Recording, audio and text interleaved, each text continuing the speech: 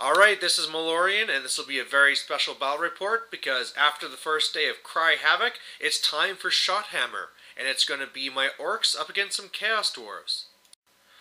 Alright, so for those who don't remember my whole Hulk tearing off my shirt thing, basically in the last tournament, the guy that I'm playing against here was beside me, and I felt he was being a little bit rude, getting into my game, and since then, I kind of called him out on it, that we need to have this kind of game to settle things. All in good fun, of course, you have to realize. But it turns out after we got talking, the guy that I was playing was actually his best friend. That's why he thought he could, be a more part of the game. This is just his way of having fun, so it was no hard feelings. He's actually a really great guy, a really big part of the community, and everything's worked out, but we're still going to have this game to settle things. There's my little air quotes, because it's just going to be a lot of fun. The way that this works for Shothammer is that it's a dawn attack game, but starting from right at the very beginning, you can take a shot in order to make your opponent make a reroll. And then they can then counter that to make it not happen by taking their own reroll. So as if you can kind of see here, I got my 3,000 Orcs, he has his 3,000 Chaos Dwarves, and right from deployment, I'm not liking the look of it.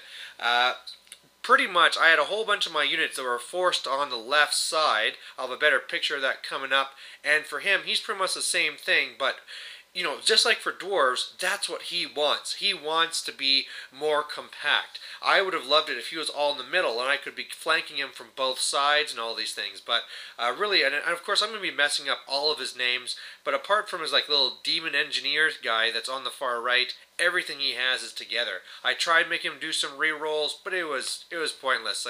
He pretty much got things just where he needed them.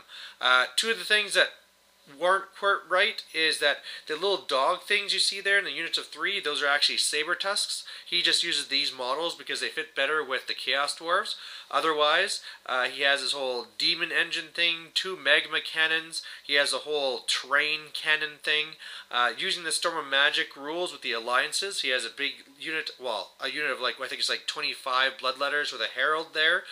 He also has a big unit of 6 wide, 6 deep of the Chaos Dwarves, and in there he actually has his general, that's level 4, he also has another engineer over there, and then he also has his whole blunderbuss guys that are behind the hill. So looking at this, the whole tactics to it will be pretty much rush up and try and kill, use the war machines to try and take out the magma cannons, but really I know his artillery are just going to blow holes in me, and unless I can get some good things going for me, I'll be in a lot of trouble. It doesn't help that my BSB turned out to be on the far right, and that battle alone, if I can't beat off those saber tusks, we're all going to die really quick for all my war machines, which I really need.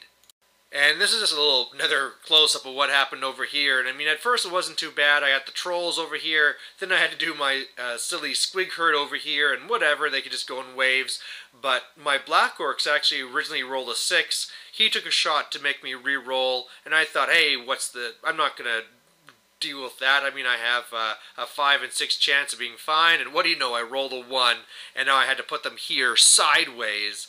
I could have made them looking forward, but in the end, I'm just hoping to maybe hand of Gork them up. And really, this is Shothammer. This is what happens. Alright, so I get turn 1, and things go a little bit bad from the get-go. My Night Goblins on the far right fail Animosity, and so that means that they can't move up to release their Fanatics. Not that big of a deal, I guess, because they can always, when they release the Fanatics when he's coming after me.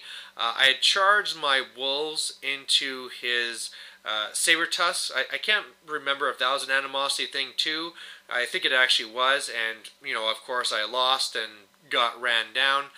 The big killer on the left side is my Trolls failed Stupidity. So that trapped the squigs, that trapped the Black Orcs, and the best I could do is then cast Hand of Gork to move the Trolls up, so they'd be a little bit more threatening, but that's about it.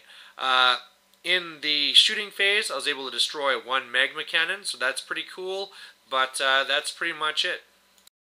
And this is another picture I kind of took over here, because sure we have all of our fast cav dance on the right, but this is where the real battle's really going to matter.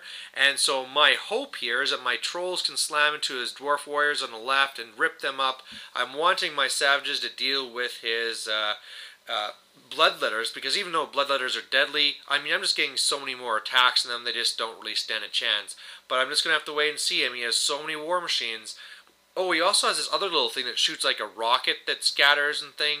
Yeah, I mean, it's so much incoming fire, and of course there'll be the magic too. Who knows what I'll be left with. So end of his turn 2, it looks like this here. You can see that my trolls took a frickin' pounding from all the stuff that came at them, so they've already lost a whole bunch of their number. Just a few of my savages down, that's no big deal. His saber tusks are going after my things, and I also now have that demon engine that's coming up to threaten me. And yeah, I mean, that's never a good thing. I mean, steam tanks in any form are just scary. So my turn 2, and I should already say that before this, that during the first turn alone, we've already done about 10 shots each, and we've already moved off from rum to rye, and soon we'll be moving on to scotch. So in this turn, because of the way things were lined up, I sent the trolls into the dwarf warriors, and I sent my savages into the engine. And the reason for that is I thought that I'd put the bloodletters in my front, and I really just need to find some way to get rid of that engine, or else it's going to give me trouble. I was too far away from the bloodletters anyway to make that realistic. And then after that, I was also able to Hand of Gork up the squig herd. Now, what happened is that my trolls got their butt kicked.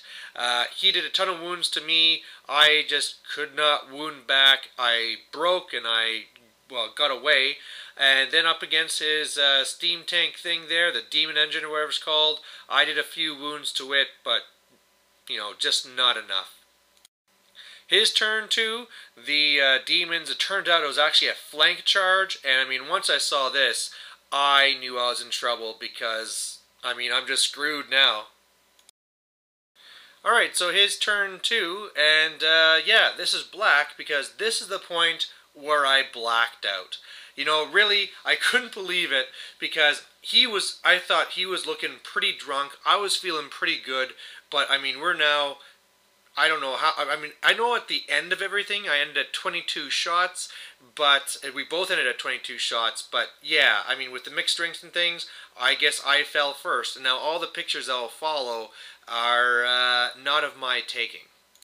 So I'll just kind of let this thing run while I kind of explain what happened, but pretty much from this point on, my savages were destroyed, and I think we just called the game.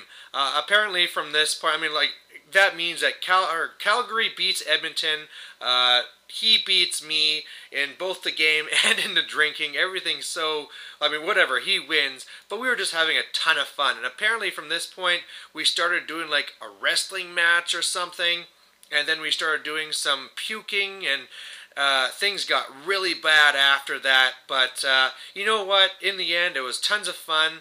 And, I mean, a lot of people that were watching where some were asking, like, oh, what would you ever do if you were to change it after? And you know what?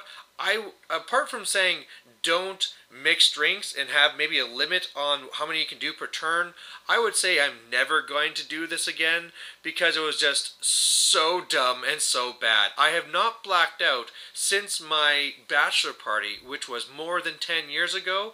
And the worst thing yet is that after everything happened and I blacked out, there's what happened here at the club, and then after this, there was 4 people that took care of me after them, one of them being the guy I was playing. I mean, like, the guy must have, like, a liver from a cow or something because he recovered so quickly. But these guys all took care of me. I'm not going to go into details, but let's just say that things got really bad after this.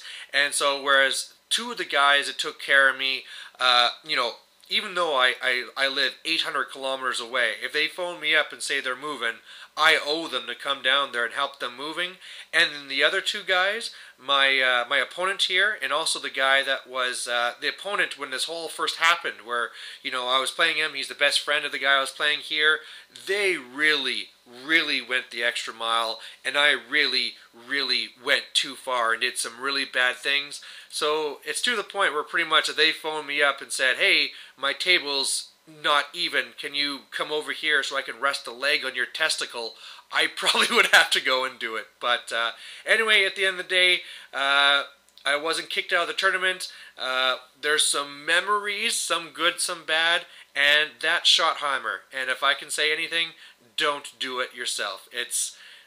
Yeah, it's more fun to watch others do it than to do it yourself. Okay, thanks for watching. We'll be back to the tournament right away.